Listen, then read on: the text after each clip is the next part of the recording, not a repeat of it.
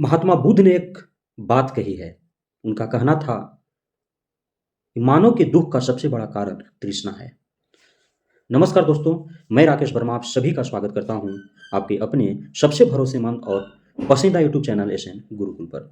दोस्तों, मानव की इच्छा, लालसा, मनसा, लोभ, लालच, ईर्ष्या, द्वेष, ये सभी दुख के कारण हैं। आज आप देख पा रहे हैं 11 अगस्त 2023 से के बाद बीएडधारी कितने दुखित थे। उसके बाद 28 नवंबर 2023 का वो दिन आया जिस दिन से एनआईओएस डीएलएड वाले दुखी हैं। जब 11 अगस्त 2023 को 1 to 5 से बीएड को बाहर करने की खबर आई थी, तब एनआईओएस डीएलएड वाले उछल रहे थे। उन्हें पता ही नहीं था कि आगे आने वाला समय कितना बुरा होने वाला है उनके लिए।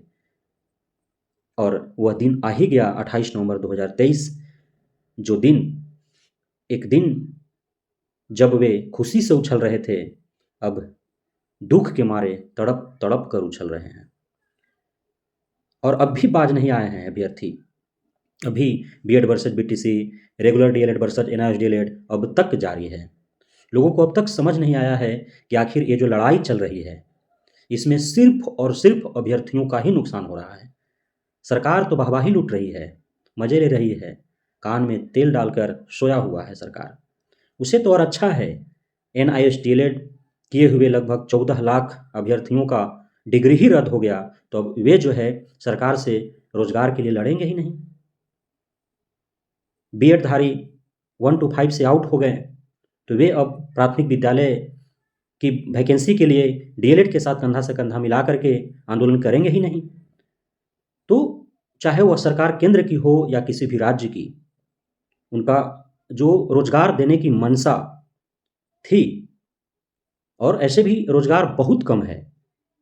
जब चुनाव आता है तो चुनावी दौर में रोजगार देखने को मिलता है, भर्तियां देखने को मिलती है। शौक किस सरकार को लगा है कि आप पढ़े लिखे अभ्यर्थियों को नौकरी दे?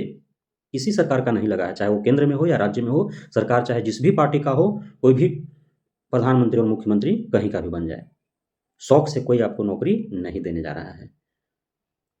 और जब आपको मिल रहा है अवसर नौकरी पाने का, तो आप अपने में ही लड़ाई झगड़ा कर, केस के सौगल खेल खेल कर, कोर्ट की खेल खेल रहे हैं, और आप खुद के ही पैरों पर कुल्हाड़ी मार रहे हैं। आज 28 नवंबर 2023 को फैसला आने से पूर्व छठे फेज में, 7वें फेज में बहुत सारे एनआईओएस डीएलएड-धारी बिहार में शिक्षक बन करके शिक्षक के रूप में वो कार्यरत हैं। उन्हें निकालने को लेकर के रेगुलर डीएलएड-धारी जो हैं, वे लगातार बीपीएससी आयोग को, शिक्षा विभाग को पत्र लिख रहे हैं। दबाव बनाया जा रहा है कि माननीय सुप्रीम कोर्ट के उस ऑर्डर का पालन हो। जिस प्रकार बीएड के संदर्भ में फैसला लिया गया है, उसी प्रकार एनआईओएस डीएलएड-धारी के संदर्भ में फैसला लिया जाए।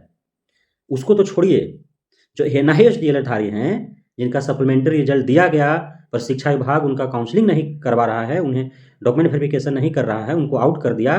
वो एनआईओएस डीएलएड-धारी ही अब एनआईओएस डीएलएड-धारी के दुश्मन बने हुए हैं। अब उनका कहना है कि हमारा नहीं तो उनका भी नहीं। एक ही विज्ञापन पर जब एक ही विज्ञापन पर दो तरह का कैसे हो सकता है भाई? ये नियमावली, ये विज्ञापन जब से बना है तब से नियम बनते ही हैं टूटने के लिए। नियम बनते ही हैं टूटने के लिए।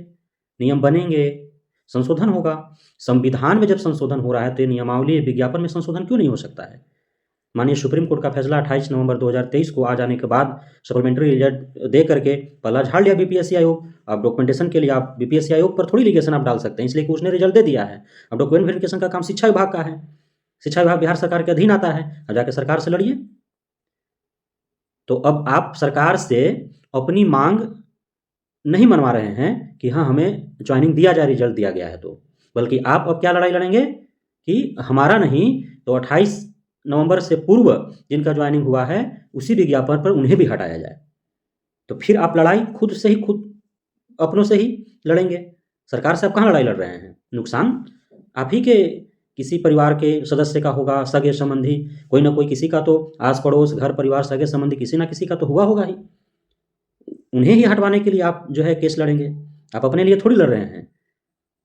तो ये लड़ाई जो है निरंतर चलते आ रही है और न जाने कब समझ में आएगा लोगों को कि इन लड़ाइयों के बीच पीस खुद ही रहे हैं, खुद ही हार और खुद ही जीत रहे हैं।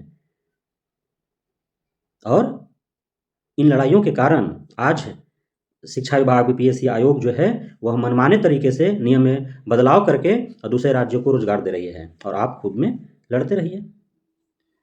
तो अब जो है ये जो तेज़ी से जो सोशल मीडिया पर वायरल हो रहा है लेटर, जिसमें यह बात कही गई है बीपीएससी आयोग के सचिव और अध्यक्ष, शिक्षा विभाग के सचिव और जो भी पदाधिकारीगण हैं उनके नाम से लेटर लिखा गया है कि एनआईएस डीएलएड-धारी को जो छठे चरण, सातवें चरण में जो चयनित हैं, उन्हें बाहर का रास्ता दिखाया जाए। तो यह लेटर देखिए, माँगने के लिए स्वतंत्र है, इंसान कुछ भी माँग सकता है।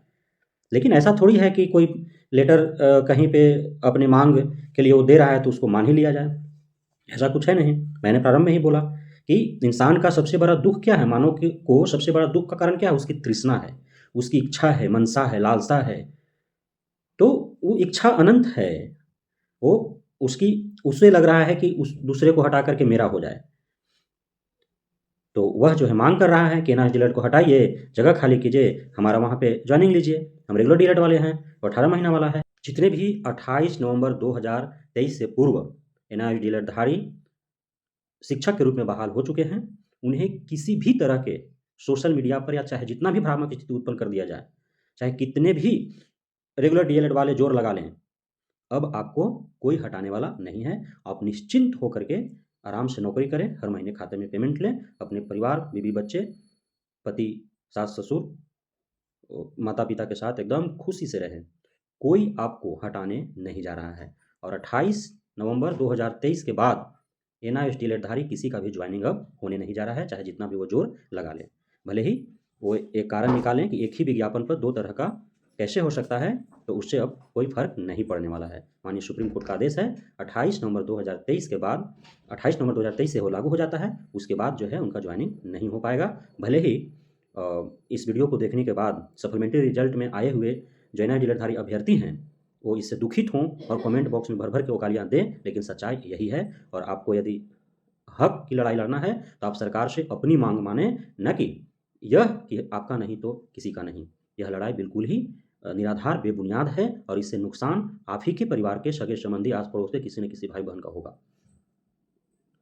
इसलिए अब ये जो BEd versus BTC, NIS DElEd versus regular DElEd का लड़ाई लड़-लड़ के जो आप अभ्यर्थी खुद का ही नुकसान वर्षों से जो है पहुँचा रहे हैं, आर्थिक रूप से, मानसिक रूप से, शैक्षणिक रूप से, और अब जो है आप बेरोज़गार होकर के बैठे हैं, लड़ाई अब बंद करके और अपने हक और अधिकार की लड़ाई जो है सरकार से लड़ें, चाहे वो केंद्र सरकार हो या राज्य सरकार हो। तो बहुत-बहुत धन्यवाद आप सभी साथियों का हमारे साथ जुड़ने के लिए, हमारे साथ बने रहने के लिए। जय हिंद।